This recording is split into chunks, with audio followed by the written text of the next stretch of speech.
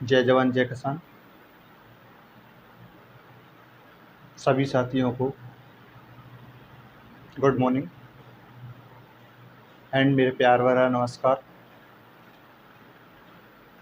जैसे कि आप रेगुलर हमारे चैनल को बहुत सपोर्ट कर रहे हैं और प्यार दे रहे हैं, मैं चाहता हूँ इसी तरह सभी का प्यार और सपोर्ट बना रहे। मैं आज आपको एक ऐसी बात बता देना चाहता हूँ इस चैनल के माध्यम से, जो भी छात्र या जो भी व्यक्ति इस वीडियो को देख रहा है उनसे एक रिक्वेस्ट है। अगर आपका कोई भी भाई बहन या कोई रिलेशन में या कोई दोस्त जहाँ पर भी कोचिंग लेकर पढ़ रहा है या फ़ीस दे के पढ़ रहा है, मोटी मोटी फ़ीस दे के कोचिंग में पढ़ रहा है, तो मेरा एक एम्स है इस फ्री वीडियो यूट्यूब पर डालने का। एक ही मकसद है कि पूरे एमपी को कोचिंग मुक्त किया जाए। जहाँ जो मोटी मोटी फ़ीस दे के लोग वहाँ पढ़ते हैं, बच्चों को पढ़ाते हैं, उनसे एक रिक्वेस्ट है, अगर हाँ जिनको जहाँ अच्छा लगता है वो वहाँ से पढ़े, जिसको जिस चैनल से अच्छा लगे वहाँ से पढ़े। बट मेरी एक आपसे रिक्वेस्ट है, अगर मेरी ये वीडियो आपको अच्छी लगती है और आपको ये मेरा पढ़ाना अच्छा लगता है तो प्लीज़ चैनल को सब्सक्राइब कर लीजिए और बेल आइकन को प्रेस कर लीजिए। बस इतना ही मैं आपसे कहूँगा। और अपने दोस्तों को और सभी भाई बंधुओं को इस वीडियो को ज़्यादा से ज़्यादा लोगों तक शेयर कर दीजिए, जिससे कि मैं भी डेली, आज मुझे 3 दिन इस चैनल को बनाए हुए हैं और जिस 3 दिन से लगातार मैं डेली सुबह शाम दोपहर देखता रहता हूँ कि मेरी वीडियो पे कितने व्यूज़ आए, कितने सब्सक्राइबर हो गए, देखते हैं। बट मेरा एक मकसद है, अब चाहे कुछ भी हो जाए, मैं सभी एमपी के जितने भी छात्र एग्रीकल्चर के इस वीडियो को देख रहे हैं, मैं सभी को फ्री वीडियो उपलब्ध कराऊंगा और फ्री पढ़ाऊंगा। मेरा एक मकसद रहेगा। और उसके बाद जहाँ तक मेरी कुछ अर्निंग हुई तो उसके बाद मैं इस प्रोजेक्टर के द्वारा पढ़ा रहा हूँ अभी, उसके बाद डिजिटल बोर्ड लगाऊंगा। डिजिटल बोर्ड लगवाने के बाद कम से कम फीस में मैं छात्रों को पढ़ाऊंगा।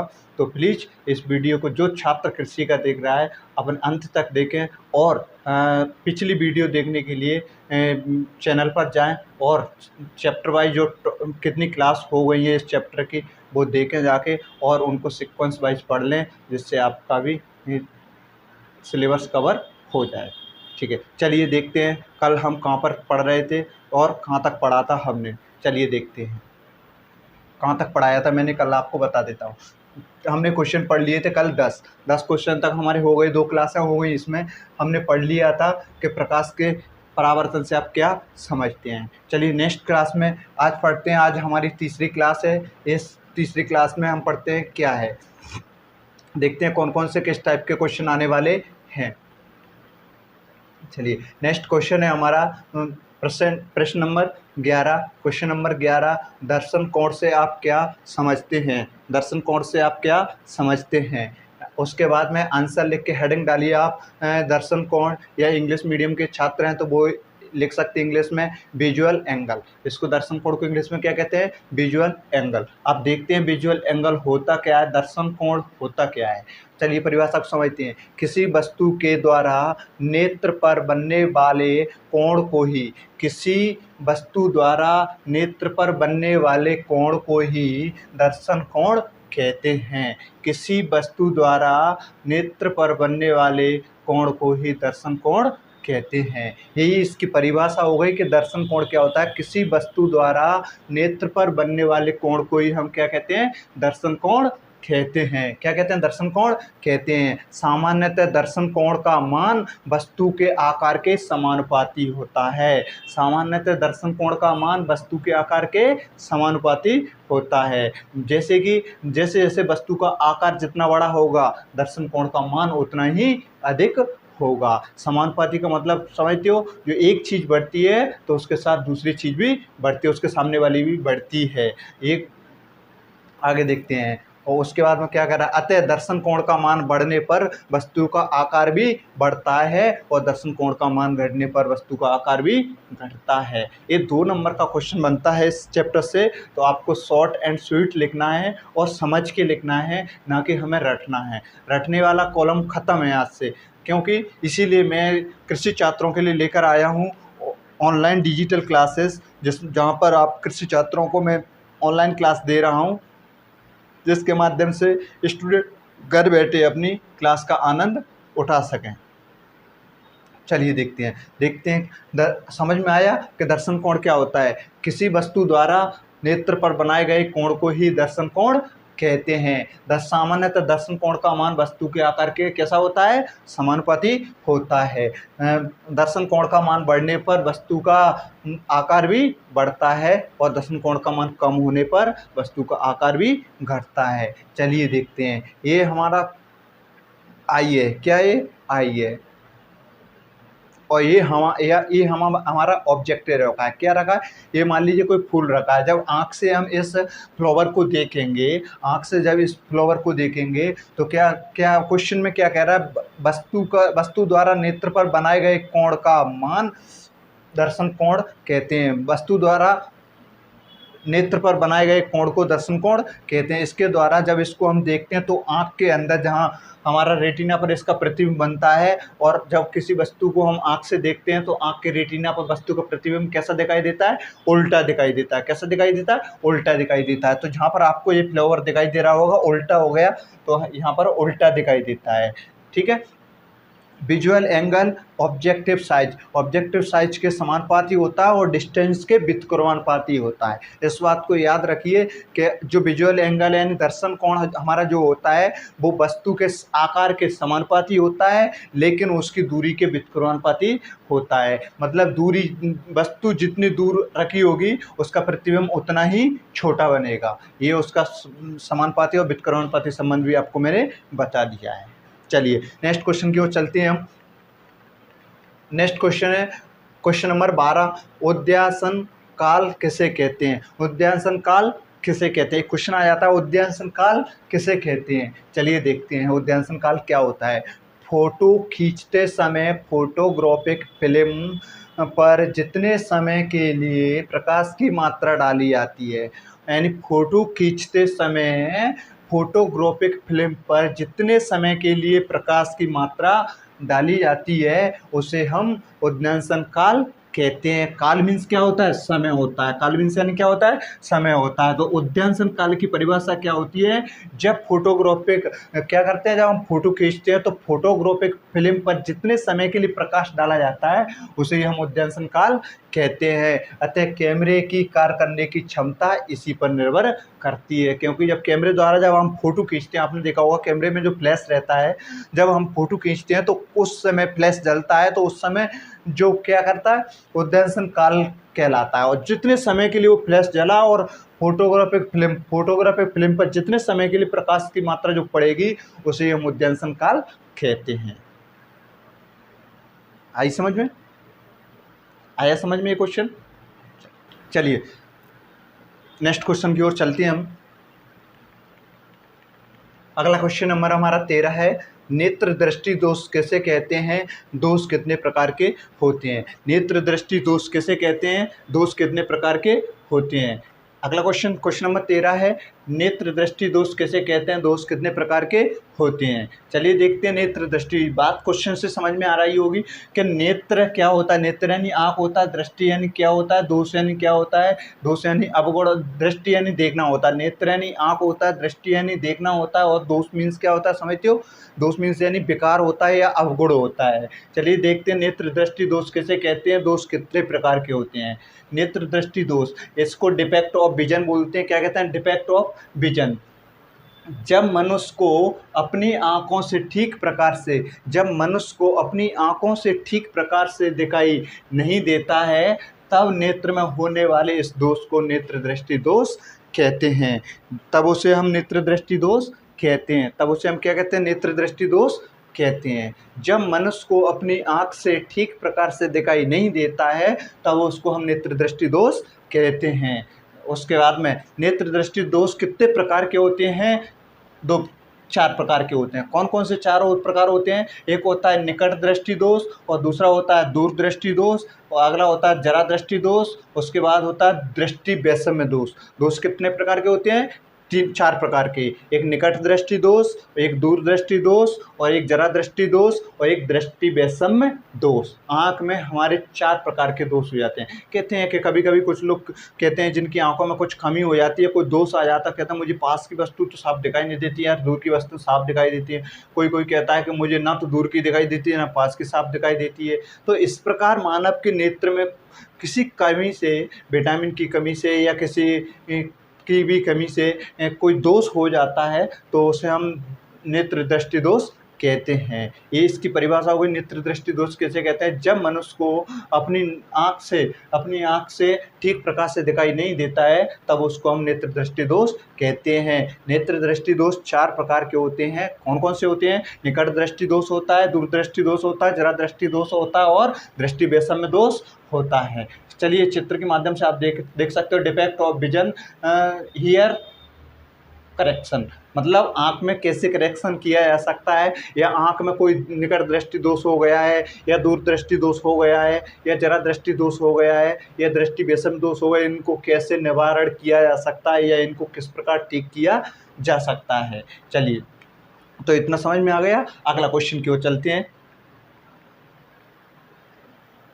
प्रश्न नंबर 14, निकट दृष्टि दोष किसे कहते हैं, इसके कारण एवं निवारण लिखिए। अभी तक तो हमने सिर्फ नेत्र दृष्टि दोष क्या होते हैं इसकी परिभाषा समझी और कितने प्रकार के होते हैं ये समझा। अब हम इनको एक एक करके पढ़ेंगे, इनके कारण पढ़ेंगे और इनके निवारण पढ़ेंगे। निकट दृष्टि दोष किसे कहते हैं, इनका कारण, इसका कारण और इसका निवारण लिखिए। इसके कारण एवं निवारण लिखिए। निवारण का मतलब, कारण का मतलब यह किसके द्वारा होता है, क्यों होता है, और निवारण मतलब इसकी रोकथाम कैसे करें कि इससे कैसे बचा जा सके। चलिए, निकट दृष्टि दोष कैसे कहते हैं, इसको हम हिंदी इंग्लिश में कहते हैं शॉर्ट साइटेडनेस ऑफ मायोपिया। यानी शॉर्ट में डायरेक्ट कुछ लोग कहते हैं कि मुझे मायोपिया हो गया है, शॉर्ट मायोपिया हो गया। शॉर्ट मायोपिया मतलब निकट दृष्टि दोष हो गया है। ठीक है, चलिए देखते हैं आगे। जब मनुष्य को निकट की वस्तुएं साफ दिखाई देती हैं लेकिन दूर की वस्तु साफ दिखाई नहीं देती है तब उस दोष को हम निकट दृष्टि दोष कहते हैं। निकट नाम से ये निकट दृष्टि दोष कैसे कहते हैं, जब मनुष्य को निकट की वस्तुएं तो साफ दिखाई देती हैं, निकट मीन्स पास की वस्तुएं तो साफ दिखाई देती हैं लेकिन दूर की वस्तुएं साफ दिखाई नहीं देती हैं, तब उसको हम निकट दृष्टि दोष कहते हैं।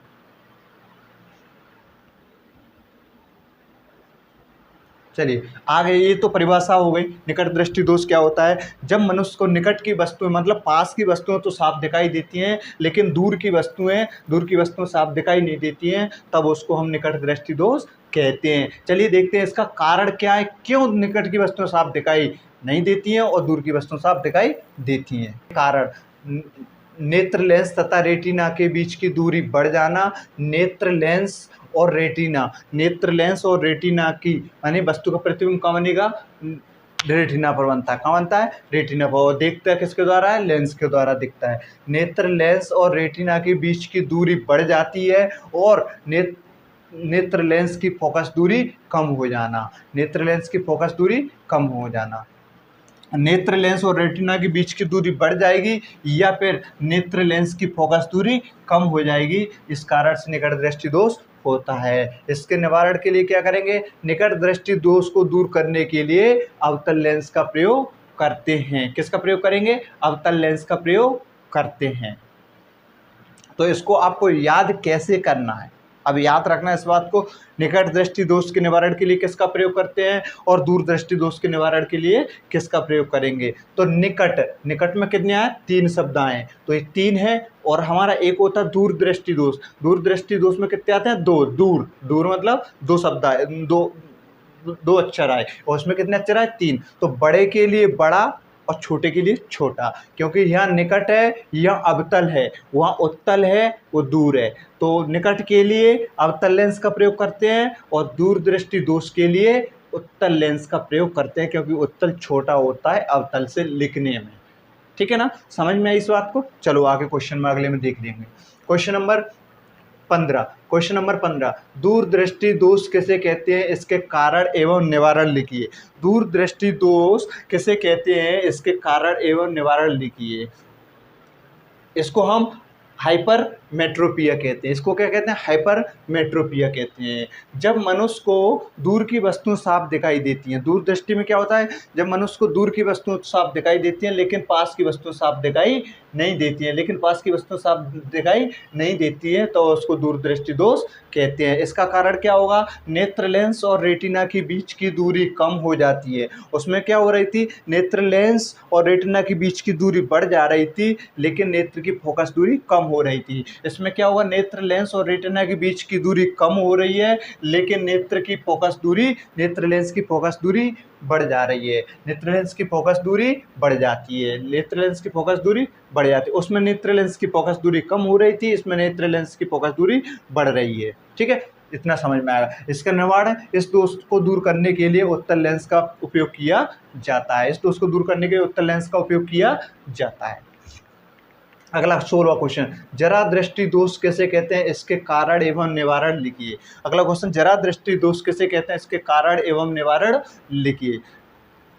आइयो, आशा करता हूँ आप लोगों को ये क्वेश्चन समझ में आ रहा है। थोड़ा मैं फास्ट पढ़ा रहा हूँ, बट इसीलिए पढ़ा रहा हूँ मैं क्योंकि एक चैप्टर को कवर करने में कम से कम 4 क्लास होनी चाहिए। अगर 4 से ऊपर होंगी तो क्लासेस ज़्यादा हो जाएंगी, इसीलिए एक चैप्टर में 4 क्लास हो 4, 2 से 3, 4, 2, 3, 4 ऐसी क्लास होंगी तो पक्का ये जल्दी से कवर हो जाएगा हमारा सिलेबस। चलिए, तो हमारा जरा दृष्टि दोष किसे कहते हैं, इसका कारण एवं निवारण लिखिए।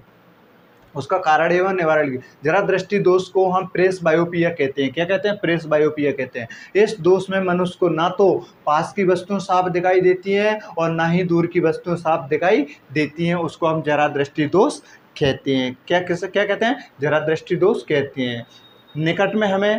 निकट की वस्तुएं तो साफ दिखाई देती है लेकिन दूर की नहीं दिखाई दे रही हैं। जरा दृष्टि दोष वो दूर दृष्टि दोष में दूर की वस्तुएं साफ दिखाई देती हैं लेकिन पास की वस्तुएं साफ दिखाई नहीं देती हैं।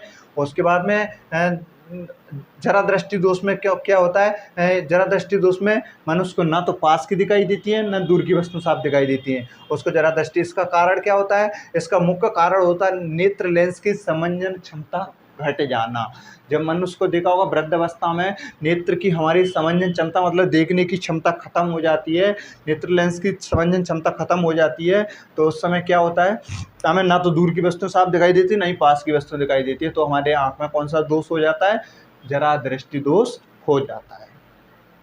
आगे नेक्स्ट, इसका निवारण कैसे करेंगे, इस दोष को दूर करने के लिए हम द्विफोक्सीय लेंस का प्रयोग करते हैं। इस दोष को दूर करने के लिए द्विफोक्सीय लेंस का प्रयोग करेंगे। द्विफोक्सीय लेंस का मतलब क्या होता है, द्वि लेंस का प्रयोग करेंगे, उत्तल का भी करेंगे और अवतल का भी करेंगे। चलिए नेक्स्ट क्वेश्चन अगला, क्वेश्चन नंबर 17, दृष्टि वैषम्य दोष किसे कहते हैं, इसका कारण एवं निवारण लिखिए। दृष्टि वैषम्य दोष किसे कहते हैं, इसका कारण एवं निवारण लिखिए। दृष्टि वैषम्य दोष, इस दोष में मनुष्य को ऊर्ध्वाधर एवं क्षैतिज रेखाएं साफ दिखाई नहीं देती हैं, क्षैतिज रेखाएं साफ दिखाई नहीं देती हैं, तब इस दोष को दृष्टि वैषम्य दोष कहते हैं। तब इस दोष को दृष्टि वैषम्य दोष कहते हैं। दृष्टि वैषम्य दोष कहते हैं। तब इस दोष को क्या कहते हैं, दृष्टि वैषम्य दोष कहते हैं। दृष्टि वैषम्य, अब इसी प्रकार आपको मैं आशा करता हूँ चारों क्वेश्चन आपको अच्छे समझ में आए होंगे। सबसे पहले 5 क्वेश्चन हो चुके हैं। कौन कौन से 5 वो क्वेश्चन हो गए हैं, नेत्र दृष्टि दोष किसे कहते हैं, कितने प्रकार का होता है। उसके बाद में अगला क्वेश्चन था हमने निकट दृष्टि दोष किसे कहते हैं, इसका कारण निवारण लिखिए। अगला क्वेश्चन दूरदृष्टि दोष किसे कहते हैं, इसका कारण निवारण बताइए। अगला जरा दृष्टि दोष किसे कहते हैं, इसका कारण निवारण बताइए। उसके बाद आता है दृष्टि वैषम्य दोष। दृष्टि वैषम्य दोष, इस दोष में मनुष्य को ना तो ऊर्ध्वाधर एवं क्षैतिज, ऊर्ध्वाधर और क्षैतिज क्या होती है, ऊर्ध्वाधर इनको बोलते हैं जो खड़ी रेखाएं होती हैं, और क्षैतिज इनको बोलते हैं जो समांतर लाइनें होती हैं, उनको क्षैतिज रेखा बोलते हैं। तो ऊर्ध्वाधर और क्षैतिज रेखाएं, क्षैतिज या समांतर कह सकते हो, ऊर्ध्वाधर और क्षैतिज रेखाएं साफ दिखाई नहीं देती हैं, तब उसको हम दृष्टि वैषम्य दोष कहते हैं। चलिए इस चैप्टर में आगे हम जैसे देखते जाएंगे। अगला क्वेश्चन दूरदृष्टि किसे कहते हैं, ये कितने प्रकार की होती है, दूरदृष्टि वो दूरदर्शी किसे कहते हैं, एक कितने प्रकार की होती है दूरदर्शी, इसको हम विजनरी कहते हैं। और एक होती है हमारी सूक्ष्मदर्शी, उसको हम माइक्रोस्कोप कहते हैं। दूरदर्शी किसे कहते हैं, कितने प्रकार की होती है दूरदर्शी। दूरदर्शी किसे कहता है, एक ऐसा प्रकाशीय यंत्र जिसकी सहायता से दूर स्थित वस्तुओं को आसानी से साफ साफ देखा जा सकता है, तब उस यंत्र को हम दूरदर्शी कहते हैं। तब उसको हम क्या कहते हैं, दूरदर्शी कहते हैं। दूरदर्शी एक ऐसा प्रकाशीय यंत्र, आराम से बता सकते हैं अब दूरदर्शी क्या होता है। नाम से दूरदर्शी मतलब दूर स्थित वस्तु को देखने के लिए जिस यंत्र का प्रयोग करते हैं उस यंत्र को हम दूरदर्शी कहते हैं। बस आपको इतना सवाल लगा देना है कि दूरदर्शी किसे कहते हैं, पृथ्वी पर स्थित किसी दूर स्थित वस्तु को देखने के लिए जिस प्रकाशीय यंत्र का प्रयोग करते हैं उसे हम दूरदर्शी कहते हैं। चाहो तो आप इसमें देख सकते हैं, एक ऐसा प्रकाशीय यंत्र जिसकी सहायता से दूर स्थित मतलब बहुत दूर स्थित किसी वस्तु को देखने में प्रयोग कर रहे हैं उसको हम दूरदर्शी कहते हैं। दूरदर्शी दो प्रकार की होती है, एक होती है पार्थिव दूरदर्शी, एक होती है खगोलीय दूरदर्शी। पार्थिव दूरदर्शी का प्रयोग हम पृथ्वी पर स्थित किसी भी वस्तु का, मान लीजिए हम यहाँ पर खड़े हैं और यहाँ से 1 किलोमीटर दूर या 2 किलोमीटर दूर जहाँ तक हमें दिखाई दे रहा है वहाँ किसी वस्तु को देखना, दूर स्थित वस्तु को देखना, तो उसको बोलते हैं हम दूरदर्शी।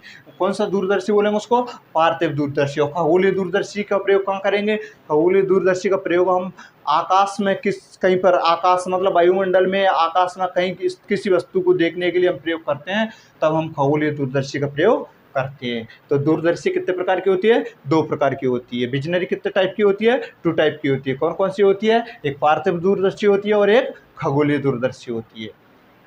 जैसे कि इमेज में आपको दिखाई दे रहा होगा, ये व्यक्ति जो खड़ा हुआ है या माउंटेन पे और यहाँ से किसी चट्टान पर खड़े होकर किसी दूर स्थित वस्तु को देख रहा है, तो इसके हाथ में एक कौन सा यंत्र है, ये एक प्रकाशीय यंत्र है। इसमें कई प्रकार के लेंस लगे होते हैं जिसकी सहायता से दूर स्थित वस्तुओं को साफ साफ देख पा रहा है। ठीक है, चलिए अगला क्वेश्चन नंबर 19, सूक्ष्मदर्शी किसे कहते हैं, सूक्ष्मदर्शी किसे कहते हैं, कृषि में इसके 2 उपयोग बताइए। सूक्ष्मदर्शी किसे कहते हैं, कृषि में इसके 2 उपयोग बताना है। ओनली कृषि के फील्ड में, यानी कृषि के फील्ड में बहुत सारे उपयोग हैं इसके, लेकिन आपको बताना है कि सूक्ष्मदर्शी किसे कहते हैं, माइक्रोस्कोप किसे कहते हैं, और इसके कोई 2 उपयोग बताइए। देखते हैं, सूक्ष्मदर्शी यानी माइक्रोस्कोप होता है। सूक्ष्मदर्शी यानी क्या होता है, माइक्रोस्कोप, एक ऐसा यंत्र जिसकी सहायता से अति सूक्ष्म जीवों को आसानी से देखा जा सकता है। एक ऐसा प्रकाशीय यंत्र या एक ऐसा यंत्र जिसकी सहायता से सूक्ष्म जीवों को आसानी से देखा जा सकता है, सूक्ष्मदर्शी कहलाता है। अगला इसके उपयोग, कृषि में सूक्ष्मदर्शी की सहायता से मृदा में उपस्थित अति सूक्ष्म जीवों का पता लगाया जा सकता है। मृदा, मान लीजिए किसी फील्ड में हानिकारक या लाभदायक जो सूक्ष्म जीव जो होते हैं, जीवाणु, विषाणु, कवक, इनको देखने के लिए हम सूक्ष्मदर्शी का प्रयोग करते हैं। तो सूक्ष्मदर्शी की सहायता से मृदा में उपस्थित सूक्ष्म जीवों का पता लगाने में इसका उपयोग किया जाता है। अगला पॉइंट है, दलहनी फसलों की जड़ों में राइजोबियम जीवाणु का पता लगाने में किया जाता है। ये अगला पॉइंट, दलहनी फसलें क्या होती हैं, जो इतनी भी जो पल्सेस क्रॉप होती है, जैसे कि सोयाबीन हुआ, चना हुआ, अरहर हुआ, मटर हुआ, जिन क्रॉपों में क्या होता है, जड़ों के अंदर एक राइजोबियम जीवाणु, छोटे छोटे नोडल्स बनते हैं, गांठें बनती हैं, उनके अंदर राइजोबियम जीवाणु रहता है। उस जीवाणु को हम नग्न आंखों से नहीं देख सकते हैं, लेकिन इस सूक्ष्मदर्शी की सहायता से उन जीवाणुओं को देखा जा सकता है। तो कृषि में इसका एक उपयोग ये हो गया। अगला एक उपयोग ये भी हो सकता है कि फसलों में होने वाले विभिन्न रोगों का पता, फसलों में होने वाले विभिन्न रोगों के रोग कारक का पता लगाने में किया जाता है। जैसे आप देख ही रहे होंगे कि फसलों में बहुत सारी डिसीज लग जाती हैं, विभिन्न प्रकार के रोग लग जाते हैं, उन रोगों का कैसे पहचाने, कोई जीवाणु के द्वारा हुआ है या वायरस के द्वारा हुआ है, जीवाणु में भी कौन से जीवाणु से हुआ है या कौन सी डिसीज है, इसको पहचानने के लिए हम किसका प्रयोग करते हैं, सूक्ष्मदर्शी का प्रयोग करते हैं। किसका प्रयोग करते हैं, सूक्ष्मदर्शी का प्रयोग करते हैं। माइक्रोस्कोप होता है, इसमें बहुत सारे लेंस लगे होते हैं। यहाँ पर किसी सूक्ष्म जीव को जहाँ पर हम देखना चाहते हैं, या किसी जैसे कि किसी पौधे में रोग आ गया तो उसकी पत्ती को तोड़ के ला के पत्ती को यहाँ रख के उसमें सूक्ष्म जीवाणु, विषाणु जिसके द्वारा हुई है उसको हम देख सकते हैं। तो चलिए नेक्स्ट क्वेश्चन हम अगली क्लास में देखेंगे। जहाँ तक आपको आई होप आशा करता हूँ कि जहाँ तक आपको ये क्वेश्चन समझ में आए होंगे। 19 क्वेश्चन हमारे हो गए हैं। 19 क्वेश्चनों को 19 क्वेश्चन आपको कोई डाउट हो तो कमेंट करके हमें बता दीजिए, सर इस क्वेश्चन को मैं दोबारा से रिपीट करके समझा दीजिए, तो मैं दोबारा से आपको उस क्वेश्चन को समझा दूंगा। और अभी तक हमारे 20 क्वेश्चन 19 क्वेश्चन हो गए हैं। कल से हम सूर्य ग्रह पढ़ेंगे, चंद्र ग्रहण पढ़ेंगे और आगे भी जो क्वेश्चन आने वाले हैं वो भी हम पढ़ने वाले हैं। तो प्लीज़ आप सभी से एक रिक्वेस्ट है, फिर से एक रिक्वेस्ट कर रहा हूँ, अगर जो छात्र कोचिंगों में बहुत मोटी मोटी फीस दे के पढ़ रहा है तो प्लीज़ दोबारा से रिपीट करके समझा दीजिए, तो मैं दोबारा से आपको उस क्वेश्चन को समझा दूंगा। और अभी तक हमारे 19 क्वेश्चन हो गए हैं। कल से हम सूर्य ग्रह पढ़ेंगे, चंद्र ग्रहण पढ़ेंगे और आगे भी जो क्वेश्चन आने वाले हैं वो भी हम कोचिंगों में फीस ना दे के हमारे यूट्यूब चैनल के माध्यम से आप फ्री क्लास ले सकते हो, जहाँ पर मैं आपके लिए बहुत मेहनत कर रहा हूँ। और इन पीडीएफ को नोट्स बनाने के लिए मुझे बहुत मेहनत करना पड़ा, जब जाके आपको ये वीडियो प्रोवाइड करा दे रहा हूँ। और पूरा सेटअप सेटअप जमाने के बाद मैंने कितनी मेहनत की है वो भी मैं फ्री आपको दे रहा हूँ। बस आपसे इतना कहता हूँ कि आप प्लीज़ इस हमारे चैनल को सब्सक्राइब कर लें और अपने दोस्तों को शेयर कर दें। Thank you so much. आज के लिए इतना ही काफ़ी है।